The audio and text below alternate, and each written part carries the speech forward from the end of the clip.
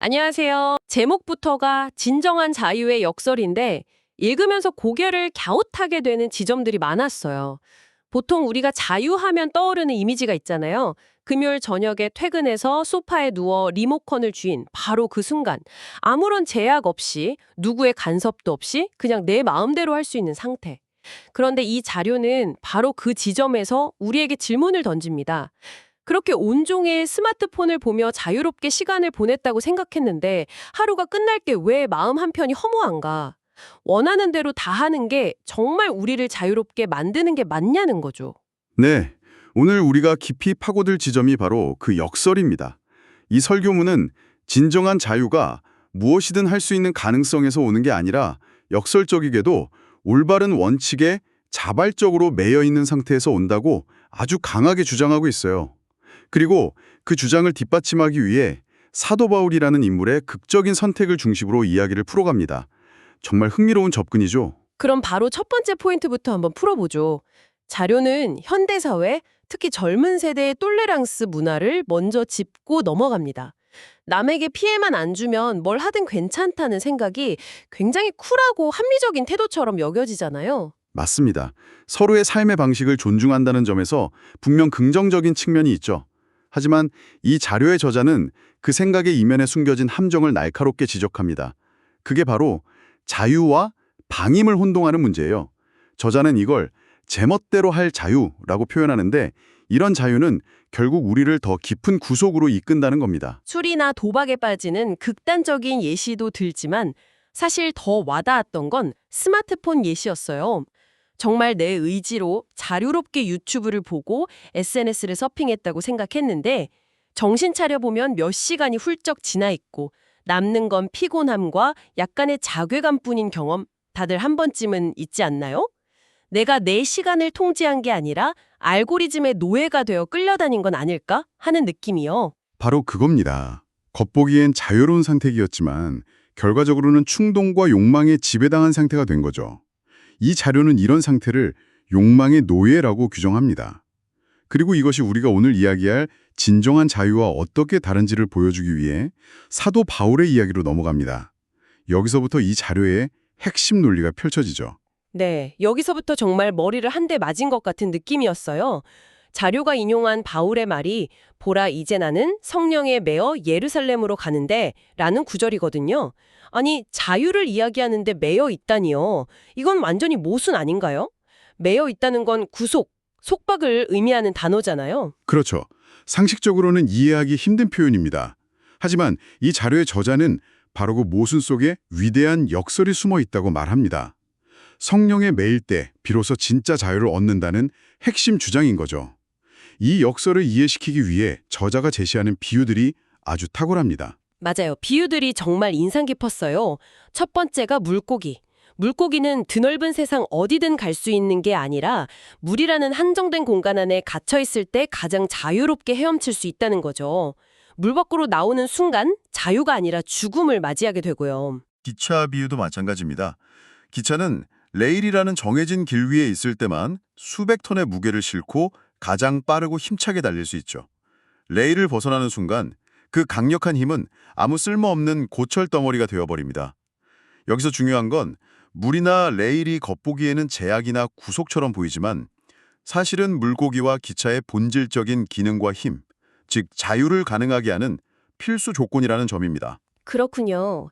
그러니까 이 자료는 인간의 영혼도 마찬가지라는 주장을 하는 거네요. 성령이라는 올바른 레일이 위에 있을 때 세상의 온갖 유혹이나 두려움, 욕망이라는 장애물에 부딪혀 탈선하지 않고 진정한 잠재력을 발휘하며 살아갈 수 있다. 이런 논리인 거죠? 정확합니다. 이건 사실 신학적인 개념을 넘어 철학적으로도 깊이 논의되는 주제입니다. 흔히 말하는 소극적 자유와 적극적 자유의 개념과도 맞닿아 있어요. 소극적 자유는 방금 말씀하신 것처럼 외부의 간섭이나 제약으로부터의 자유, 즉 무엇으로부터의 자유를 의미합니다. 반면에 적극적 자유는 자신의 잠재력을 실현하고 자아를 실현하기 위한 자유, 즉 무엇을 향한 자유를 뜻하죠. 이 자료는 세상이 말하는 자유가 대부분 소극적 자유에 머물러 있다고 보고 성경이 말하는 진정한 자유는 더 높은 목표를 향해 나아가는 적극적 자유에 가깝다고 해석하는 겁니다. 아, 그렇게 연결해서 생각하니 훨씬 더 명확해지네요. 단순히 하지 말라는 제약이 아니라 더 좋은 것을 하기 위해 스스로 선택하는 규율이라는 관점이군요. 아이와 어른의 비유도 같은 맥락에서 이해할 수 있겠어요. 네. 자료에 따르면 아이는 눈앞에 달콤한 과자만 먹고 밤새도록 게임만 하는 것을 자유라고 생각하지만 그건 사실 충동과 욕망의 노예가 된 상태에 불과하죠. 반면 어른이 된다는 것은 마음대로 하지 않을 자유를 아는 것이라고 설명합니다. 지금 당장 하고 싶고 할 수도 있지만 더 건강한 내일이나 더 큰 목표를 위해 스스로 참고 잘제할 수 있는 능력. 그것이야말로 성숙한 인간이 누리는 진짜 자유라는 겁니다. 그 하지 않을 자유라는 표현이 정말 와닿네요. 양궁 선수 비유는 이 개념을 거의 완벽하게 보여주는 것 같아요. 관역의 정중앙을 명중시키는 완벽한 자유를 얻기 위해서 선수는 스스로를 수만 번의 반복 훈련과 엄격한 규칙이라는 묶임 속에 가두잖아요. 맞습니다. 그 지루하고 고통스러운 구속의 시간을 견뎌냈을 때 비로소 경기장에서 예측 불가능한 바람과 극도의 긴장감 속에서도 자유자재로 화살을 쏠 수 있는 경지에 이르는 거죠.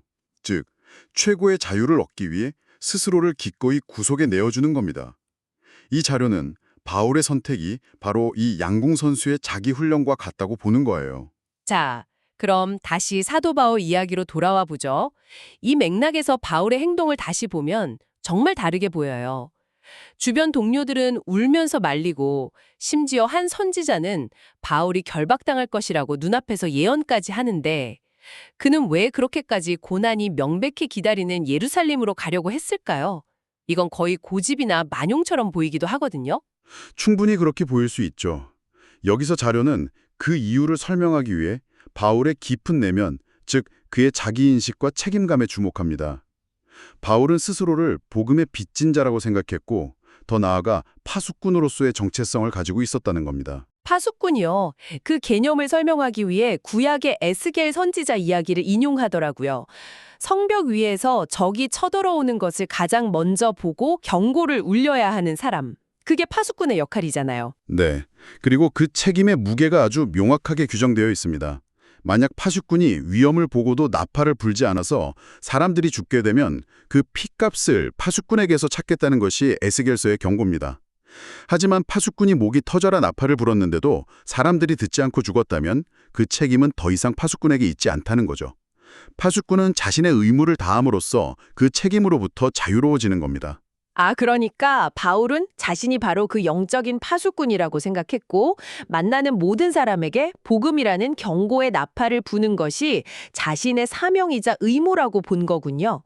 예루살렘에 가는 것은 그 의무를 완수하기 위한 마지막 과정이었던 셈이고요. 그래서 나는 모든 사람의 피해에 대하여 깨끗하다고 선언할 수 있었던 거네요. 이건 또 다른 차원의 자유군요. 책임으로부터의 자유라고 할까요? 맞습니다. 세상의 시선이나 자신의 안위, 심지어 죽음의 위협으로부터도 자유로워진 상태인 거죠. 오직 자신에게 주어진 사명이라는 레일 위에서만 움직이는 기차처럼요. 그는 성령에 매여 있었기 때문에 그 외의 다른 모든 것으로부터 자유로울 수 있었던 겁니다. 이것이 이 자료가 말하는 역설적 자유의 정점이라고 할 수 있습니다. 그런데 이 자료는 여기서 멈추지 않고 바울의 경고를 오늘날의 교회와 사회로 아주 날카롭게 가져옵니다. 사나운 이리가 여러분에게 들어와서 자기를 따르게 하려고 어그러진 말을 하는 사람들이 일어날 것이라는 구절을 인용하면서요. 이 부분이 상당히 도발적으로 느껴졌어요. 네, 아주 중요한 지적입니다. 저자는 이 사나운 이리가 흔히 생각하는 외부의 이단이나 적이 아닐 수 있다고 경고합니다. 오히려 공동체 내부에서 아주 경건하고 신실해 보이는 지도자들 사이에서 나타날 수 있다는 거죠. 그렇다면 그 사나운 이리의 정체는 무엇일까요? 무엇이 그들을 그렇게 만드는 거죠? 저자는 그 핵심 원인을 성령이 아닌 자아의 메인 상태에서 찾습니다. 겉으로는 거룩한 말과 행동을 하지만 그 내면의 동기는 자신의 체면, 자존심, 욕심, 자기 생각과 철학에 단단히 묶여 있다는 겁니다. 이런 사람들은 사람들을 진리로 이끄는 파수꾼이 아니라 교묘하게 진리를 왜곡해서 자신을 따르게 만드는 자기 왕국의 건설자들이라는 아주 신랄한 비판을 제기합니다. 와, 정말 무서운 지적이네요. 성령에 매여 있는 것과 자아에 매여 있는 것. 겉보기에는 둘 다 어떤 신념을 위해 헌신하는 것처럼 보일 수 있지만 그 결과는 완전히 다르다는 거군요. 하나는 사람들을 진정한 자유로 이끌고 다른 하나는 자기 자신과 다른 사람들까지 거짓된 구속으로 끌고 들어가는 거고요. 그렇습니다. 그래서 저자는 끊임없이 스스로에게 질문해야 한다고 강조합니다. 나는 지금 무엇에 매여 있는가? 내 열심과 헌신의 동기가 정말 순수한 것인가? 아니면 그 안에 교묘하게 숨겨진 나의 욕망과 자아가 있는 것은 아닌가 하고요. 이 질문은 비단 종교 공동체뿐만 아니라 어떤 조직이나 집단의 리더들에게도 똑같이 적용될 수 있는 아주 본질적인 성찰의 지점이라고 생각합니다. 오늘 우리가 깊이 파고든 내용을 한번 정리해 볼까요? 세상이 말하는 자유는 흔히 모든 구속과 제약에서 벗어나 내 마음대로 할 수 있는 상태를 의미합니다.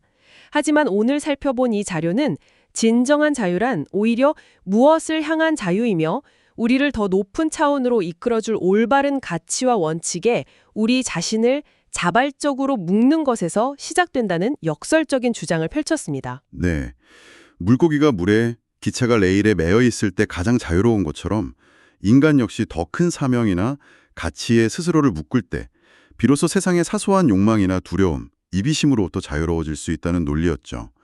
이를 위해 저자는 새벽 기도나 말씀 묵상 같은 거룩한 습관에 자신을 묶으라고 구체적으로 권면합니다.